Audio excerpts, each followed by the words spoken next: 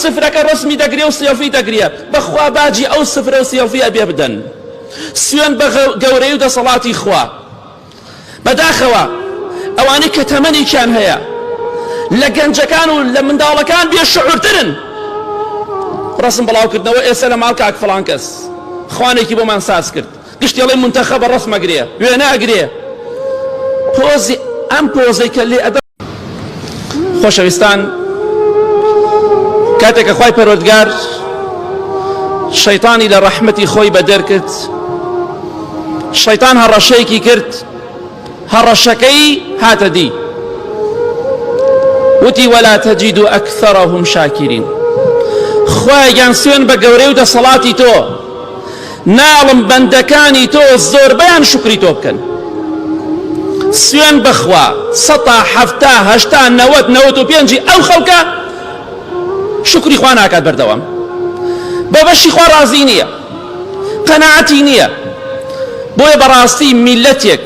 گەلێک 150 وەکو جەماعەتی شارەوانی دەڵێن زبڵەکانیان خۆراک بێ خواردنی تیا بێ لە نیوە زیاتر زبڵی میلەت و گەلێک بریتی بێ لە خواردن و خۆراک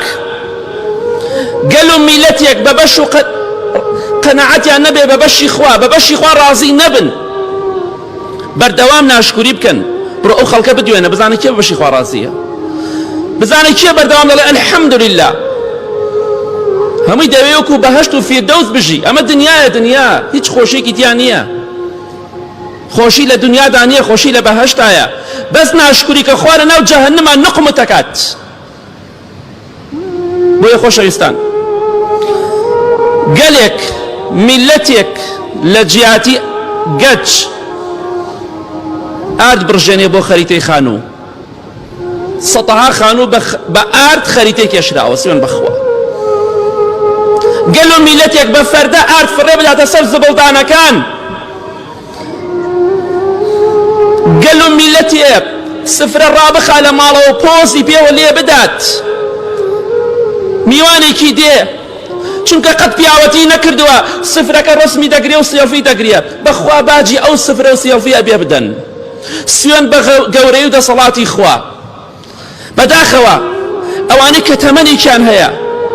لە گەنجەکان و لە منداڵەکان بێشعورترن ڕسم بڵاوکردنەوە ئێستا لە ماڵ کاک فڵان کەس خوانێکی بۆمان ساز کرد گشتێڵی منتەخەبە ڕسمەگرێ وێنە ئەگرێ پۆزی ئەم پۆزەی کە لێ ئەدەن ڕۆژێ خوا ئەو پۆزەمان دەشکێنێ بە دڵنیاییەوە سوێن بەخوا شەرم ناکەن تۆزێ دڵتا بۆ هەژار و فەقیرەکان ژان ناکە خەریکی ڕسمگرتن و وێنەگرتنن عیبە پیاو چۆن ئەچێ ڕازی بێ خەڵکی ڕسمی سفرەکەی بگرێت تۆ پیاوەتی بکە پیاو بە پیاو مرد بە ئەمڕۆ فڵان کەس و فڵان کەسمان داوەت کرد لەسەر ئەم سفرەیە تخوامە ئیشی پیاوە تخوامە ئیشی کەسێک پیاوەتی لەدەست بێت تخوامە ئیشی کەسێکە ویژدان و ڕەحمی بەرامبەر بە فەقیر و هەژار هەبێت میلەتێک بەم جۆرە بێ پۆز لێبدا بە ماڵ و سەیارە و خواردن و سفرە و نازانم چیەوە دڵنیا بە پۆزەکەی ئەبێ ڕۆژێک ئەبێ ئەو پۆزەی بێ بشکێت لوتی بشکێنێ خوای پەروەردگار بەوەی هەندێک ئینسانی خراپەوە ئێمەش تووشە بین بۆیە خۆشەویستان با دڵمان بۆ فەقیر و هەژارەکان ژانکە با بەس ناشکری بکەین وقلیل من عیبادی الشەکوور خوای گەورە دەفەرمێ بەندەکانی من کەمێکیان شکری من دەکەن سپاسی من دەکەن هەمووی هە ناشکری دەکات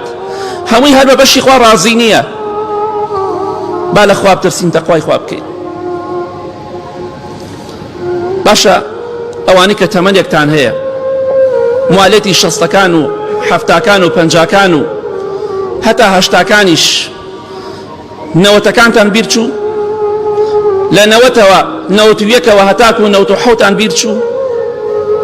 ئەوانەتان کە تەمەنێکتان هەیە ئەوانەتان کە ئەمڕۆ ڕسمی سێڵفی ئەگرن بیرتان چۆ ڕۆژە ڕسمی سفرە ئەگەرن بڵاویەکەنەوە شەرمیش ناکەن نە لە خوا پاشان نە لە میلەتیش نە لە فەقیر و هەژاریش خواردنێکە خوا ڕسمەکەی بڵاوەکاتەوە باشە ئەوتان بیر چوو گەنم و ئاردمان نەبوو ئەوتان بیر چوو بە نیو کیلۆ بە کیلۆ ڕۆن و شەکر و چایتان ئەکڕی؟ بیرتان چوو برنجی ورتان بە کیلۆ بە نیو کیلۆ ئەکڕی؟ خۆ زۆرتان لە بیرتانە، خۆ لە بیرتان نەچووە، گشتمان هەژار بووین، خۆ نەوت هەبوو ئەو کاتە، نەوتیش هەبوو، زاڵم دەستی بەسەراگرت بوو، خوای گەورە هەزارەها زاڵم دروستەکە بۆی ئێمە بچەوسێنێتەوە، چونکە قابیلمانە و حەقمانە، شایستەمانە. ئەگەر ئەو خەڵکە شکری خوا بکە، خوای گەورەش کەسێکیان بۆ دەهێنێ شایستەیان بێت. ئەو خەڵکە ناشکری دەکا ئەبێ کەسێکیان بۆ بێ بیان چۆسێنێتەوە، ئەوە هەمووی عقوبەی خوایە بە دڵنیایەوە. برنجی دەنگوردمان دەست ناکەوت،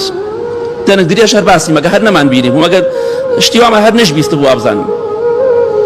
پاشە ئەو ڕۆژانەمان بیر چوو بە نیو کیلۆ برنجتان دەکڕی. برنج کێ فەردە برنجی هەبوو؟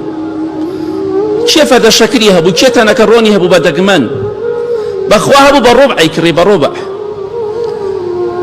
بەخوا شەکرێکتان نەبوو، زۆربەتان خورمایشتان نەبوو بە چایەکە و بیقۆن چایەکەتان بە تاڵیە خوارد. یعنی ئەو ڕۆژەتان بیر چوو زۆرمان بینیمان خۆ. بەعام خەڵکشتی فەقیر و هەژار بوو. خوای گەورە فەریخی بۆمان دروست کرد، هەم پۆزمان لێدا و هەم خراپەمان کرد و هەم خوای گەورە تووشی قەیرانمانی کردەوە. ئەمە وا نەزانن تەواو قەیران تەواو بوو، گرانی تەواو بوو، دنیا هەر ڕۆژی بە شێوەیەکە گۆڕێ. خوای گەورە کەسێکی زاڵمە دێنێ بۆت بۆی بتچەوسێنێتەوە، ئەو زاڵمە تۆی زوڵمەکەی خوای گەورە تۆڵە دێکاتەوە. بۆیە خۆشەویستان، با لە جێتەوەی ناشکری دەکەین، سپاسی خوا بکەین. وەڵڵاهی سوێن بەخوا ئەمە قسەیەکە پێتان دەڵێم بیگرنە گوێ. ئەگەر ئەم میلەتە وەکو ئێستا بکە لە تاوان نەگەڕێتەوە، وەکو ئێستا بکە ناشکری بکە بەردەوام بە بەشی خوا ڕازی نەبێ، دڵنیا بە لە نەوەتەکان خراپترمان بەسەرا دێ. هەر زۆر دڵنیا بن بەبێ قورئان و حەدیث. مێژوش شایەتە لەسەرەوەی کە ئەو کەسانی ناشکریان کرد خوای گەورە چیان بەسەرهێناوە، چونکە خوای گەورە دەفەرمێ وەلئین کەفەرتم ئین عەذابی لەشەدید. ئەگەر ئێوە ناشکری بکەن عەذابی خوا زۆر بەهێز و بەقووەتە. مەڵێ ئێمە سپاسی خوا دەکەین، نان و چای دەخۆی سپاسی خوا دەکەی، بەڵام دڵت پڕە لە ناقەناعەتی، دڵت پڕە لە ناشکری، بە بەشی خوا ڕازینی هەر سەیری خسەری خۆت ئەەکەی، دڵنیا بە پێشی ناگەیت.